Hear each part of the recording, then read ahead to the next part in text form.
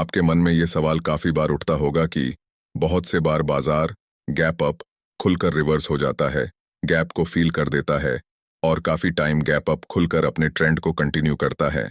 Gap trading concept को हम details में विथ लॉजिक डिस्कस करेंगे ताकि वीडियो के एंड में आप खुद समझ जाएंगे कि गैप अप या गैप डाउन खुलने के बाद मार्केट रिवर्स होकर गैप फील करेगा या फिर अपने ट्रेंड को कंटिन्यू करेगा।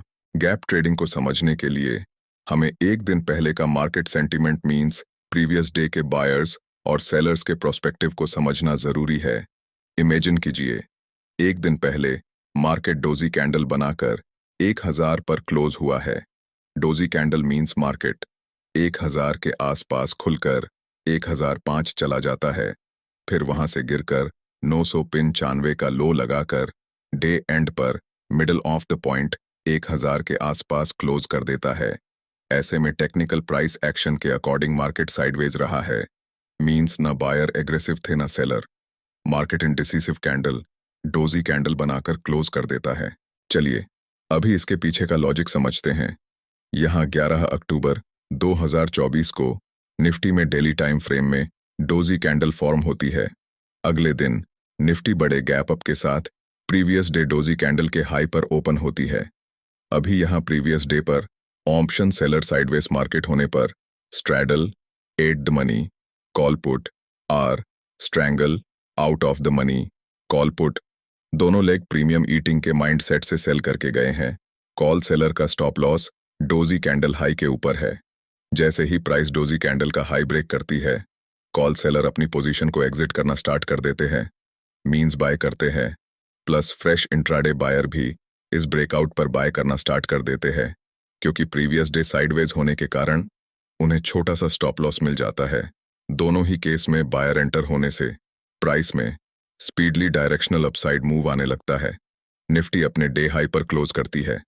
अभी आपको समझ आ रहा होगा कि इस दिन निफ्टी ने गैप फील क्यों नहीं किया, लेकिन जब प्रीवियस डे में बाजार ट्रेंडिंग होता है तो इस केस में बाजार गैप फील करने जा सकता है। अगर प्रीवियस डे पर बाजार में सुपर बुलिश कैंडल फॉर्म होती है, मींस 990 पर प्राइस ओपन होकर 1010 का हाई लगाकर 1007 पर क्लोज कर देता है, तो इस केस में बुलिश कैंडल फॉर्म होगी, मींस मार्केट बुलिश सेंटीमेंट में क्लोज होगा। चलिए इसे भी चार्ट पर समझते हैं। अभी जस्ट प्रीवियस चार्ट 11 अक्टूबर 2024 को निफ्टी में डोजी कैंडल फॉर्म होती है। अगले दिन निफ्टी गैप अप ओपन होकर डायरेक्शनल मूव करती है। निफ्टी में बुलिश कैंडल फॉर्म होती है, लेकिन अगले दिन बाजार फिर से गैप अप ओपन तो हुआ, लेकिन अपसाइड कंटिन्यू मूव करने के बजाय इसने गैप फील इसलिए कर दिया क्योंकि प्रीवियस ट्रेडिंग सेशन में निफ्टी में डे हाई पर स्ट्रॉन्ग बुलिश कैंडल क्लोज होने से बायर अपनी विनिंग पोजीशन को होल्ड करके गए हैं। क्योंकि निफ्टी डे हाई के नियर क्लोज हुई है, बायर अग्रेसिव थे। अगले दिन जब बाजार गैप अप ओपन होता है तो ओवरनाइट में ही उनकी विनिंग होल्डिंग पोजीशन में एक बड़ा प्रॉफिट दिखता है। प्राइस थोड़ा नीचे आने पर जब उनका प्रॉफिट कम होने लगता है, वे अपने प्रॉफिट को बुक करना स्टार्ट करते हैं। इंट्राडे में प्राइस एक्शन बनने पर फ्रेश इंट्राडे सेलर भी एक पुलबैक पर शॉर्ट करना स्टार्ट कर देते हैं, इसलिए निफ्टी में स्पीडली फॉल आने लगता है। प्राइस गैप को फील करके ट्रेंड को रिवर्स कर देती है। अभी आपको समझ आ रहा होगा कि इस दिन निफ्टी ने अपने ट्रेंड को कंटिन्यू क्यों नहीं किया, गैप फील क्यों कर दिया। अभी आपको ये लॉजिकली समझ आ रहा होगा। चलिए गैप ट्रेडिंग पर एक और लर्निंग को समझते हैं। अगर प्रीवियस डे पर बाजार में सुपर बेयरिश कैंडल फॉर्म होती है, प्राइस 1010 पर ओपन होकर 986 का लॉ लगाकर 990 पर क्लोज कर देती है, मींस मार्केट नेगेटिव सेंटीमेंट में क्लोज हुआ है। लेकिन अगले दिन कोई बड़ी पॉजिटिव न्यूज आने से मार्केट बड़े गैप अप के साथ 1002 पर ओपन होता है। जो लोग प्रीवियस डे नेगेटिव सेंटीमेंट में क्लोजिंग होने पर अपनी शॉर्ट पोजीशन को होल्ड करके गए थे, लेकिन अगले दिन जब बाजार अनएक्सपेक्टेड 50% से बड़ा गैप अप ओपन होने से पोजिशनल सेलर ट्रैप हो जाते हैं। क्योंकि प्रीवियस डे में जहां उनको क्लोजिंग टाइम पर अपनी शॉर्ट विनिंग पोजीशन में प्रॉफिट दिख रहा था, अगले दिन बाजार बड़ा गैप अप ओपन होने से उनका प्रॉफिट एरोड होकर 915 पर मार्केट ओपन होते ही उन्हें बड़ा लॉस दिखता है। वे पैनिक होकर अपने सेलिंग पोजीशन को एग्जिट करना स्टार्ट करते हैं, मींस बाय करना स्टार्ट करते हैं। प्लस पॉजिटिव न्यूज पर जब बाजार इतना बड़ा गैप अप ओपन होता है तो वहां फ्रेश इंट्राडे बायर भी स्मॉलर टाइम फ्रेम में बुलिश प्राइस एक्शन बनने पर बाय करना स्टार्ट करते हैं। तो इस कंडीशन में बाजार अपने गैप अप ट्रेंड को कंटिन्यू कर सकता है।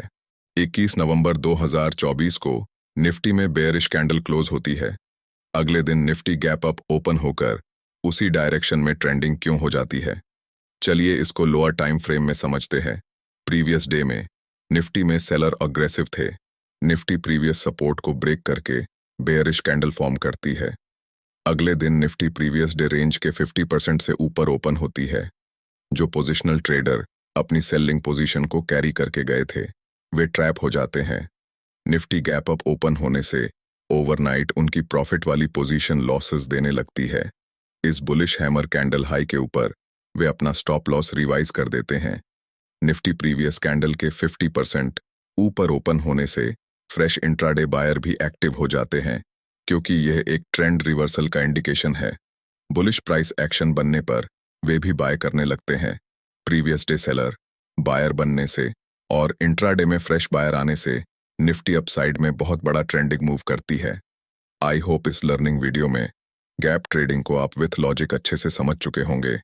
अगली बार जब बाजार में बड़ा gap up or gap down open होता है तो प्रीवियस डे के सेंटीमेंट को समझकर आपको एनालिसिस करना काफी इजी हो जाएगा कि बाजार गैप फील करेगा आर अपने ट्रेंड को कंटिन्यू करेगा। ट्रेडिंग इज 70% अबाउट माइंडसेट और trading psychology, 20% about money management and rest 10% about strategy. Trading psychology के ऊपर हम हर संडे को वेबिनार लेते हैं। वेबिनार डिटेल आपको टेलीग्राम पर मिल जाएगी। टेलीग्राम लिंक डिस्क्रिप्शन बॉक्स में है। हमसे कनेक्ट होने के लिए जुड़ जाइए। आपका प्यार आप वीडियो को लाइक और चैनल को सब्सक्राइब करके दर्शा सकते हैं। अगर आपका कोई डाउट या सजेशन है तो कमेंट में बता सकते हैं। डेफिनेटली हम रिप्लाई देने वाले हैं। Thank you in advance for subscribing.